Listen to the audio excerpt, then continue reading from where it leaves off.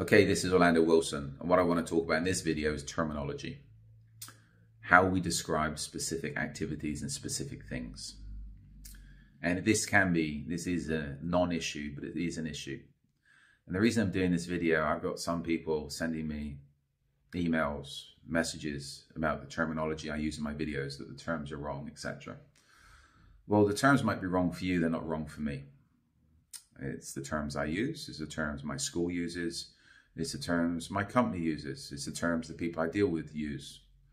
The fact they're not the same terms as you use, who cares? It's your world, not my world. My world is my world, your world is your world. Now, to put this into context, if you've been in the military, different branches of the military will use different terminology to describe the same thing, the same activity. The Navy can just use certain terms to describe things that the Army doesn't. The Marines can use terminology the Air Force doesn't. Or the same, you've got how many different terms, how many different wordings that can describe the same thing that somebody from another unit, somebody from another branch of the military won't understand unless they're up to speed on that unit's terminology. Another example, even within countries. I'm originally from UK, it's a small country. I'm from the South, I'm from Cornwall. The terminology and what the words we use to describe specific things are a lot different than they use in the north of England. I know that for a fact. When I joined the military, I joined a unit that was more Northern Midlands, and some of the things they were talking about, until they told me some of the words that were used to describe common objects, I was like, what the? Until it was described to me. Why? Different areas, different terminology, different slang. Now, from a training perspective, from an operational perspective, terminology is something that needs to be worked out from the beginning, in the planning phases. If you come from a different country, a different branch of the military, a different school, your terminology can be different than my terminology. And this is where you have to make sure that everybody that's on the team understands the terminology, understand what words are going to be used to describe specific things. Now, I've worked internationally now for over 30 years. And what comes to mind is a lot of the gun ranges I've worked on when running gun ranges, when running firearms courses. In some countries, the terminology to me is like, okay, this is different to my terminology. This is different than the words I would use to run the range. So am I going to go in there and use my terminology, or am I going to adapt things over to the locals? Well, generally I adapt things over to the locals. Why? I can go in with how can I put it? The arrogant and colonial attitude of what I say is right, and if you're not following, if you're not using my terminology, you're wrong, so do as you're told, which will just, especially on gun ranges where people can get hurt, you've got safety issues. If people don't understand what you're talking about, there can be a problem. I'd sooner go in with the attitude of, okay, tell me what you've been using, tell me what everybody understands, and we'll work with the local dialect, local language, local terminology. That way we ensure everything runs smoothly. So this is where terminology varies greatly from place to place, etc. And if you're working internationally, it helps if you adapt to the people you're working with. If people are working for you, then okay, you can say, okay, this is what we want, this is what we're going to say, etc. Now, the person that sent me, thank you very much for sending me what must have taken you an hour to write recently about the counter-surveillance videos I put out there. Why it's not counter-surveillance, it's surveillance detection, etc. You know what? Whatever book you've read, okay, congratulations, you can read a book. Whatever course you've attended, okay, congratulations.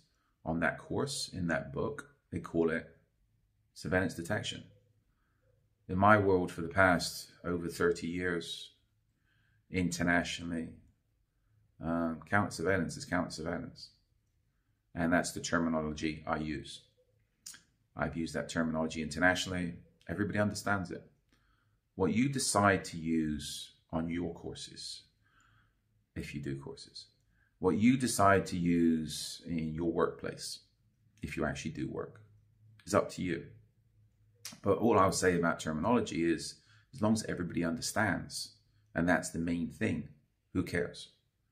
We could use, if we're working in various areas, and this happens, we can use code words or cover words to cover up the actual terminology we're trying to say, which is very, very common, which is another topic I might do a video about.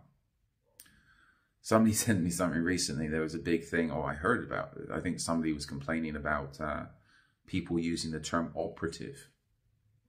Who cares if somebody says they're an operative? There's, as somebody said to me, there's crane operators, there's machinery operators, etc. All those guys are operators. So if you want to say I'm a crane operator, who cares? But apparently somebody got upset online because people are using the word operator, and he's the only operator, and his people are the only operators, and you have to be special forces to be operators, etc. What complete BS. I heard of, I don't know if this is true, there was some convention somewhere, bodyguard, executive protection convention, and one of the topics, I think a whole morning speech or a few hours speech or discussion, was about why people should be called executive protection specialists over bodyguards. Bodyguards is a bad word. Okay, if you got time to waste and go to these things and talk about this BS, best of luck to you. I think people just wanted a little bit of arrogance, a little bit of a snobbery factor there to say, okay, we got executive in our title rather than being called a bodyguard. So we're a little bit special. We get to put our suits on for a weekend and say we're executive protection specialists. If such things keep you amused, best of luck to you. In reality, it means nothing. In reality, let me tell you something, if you're serious about the close protection business, most clients, if they're looking for bodyguards, will type in bodyguard into their Google search. So it helps you to have bodyguard in your keywords. And if having bodyguard in the keywords and on your website brings in business, thank you very much. Most clients are not going to even know what an executive protection specialist is. So that's a little bit of a marketing tip if you're an executive protection specialist. So this is just my thoughts on terminology. Wherever you go, understand the local terminology within your company, unit, team. Ensure everybody understands what terminology you're using, what terminology is going to be used, and what terminology the locals are going to be using, etc. It's no big deal. It's words. Words are words. What's important is the actions and making sure if you're providing training, the training is successful, that people learn. And also if you're providing services, that clients are safe, you're safe, your team's safe, and everybody goes home and gets paid. So I have a selection of books online specifically to do with close protection, 3 to do with close protection specifically. There's also other books up there to do with various aspects of the security business that interlink with close protection. I'm also throwing out a lot more of these videos to explain various parts of the close protection world, because it takes me too long to write these days and I don't have the time. If you're connecting with me on social media, you got any relevant questions, please feel free to send me any relevant questions. If you want to send me a dissertation on terminology or a dissertation about what you think I'm doing wrong, I'm open to constructive criticism, very open, because that's the best way to learn, but I'm not into stupidity. So please don't waste my time or your time. Thank you very much. Goodbye. Stay out of trouble.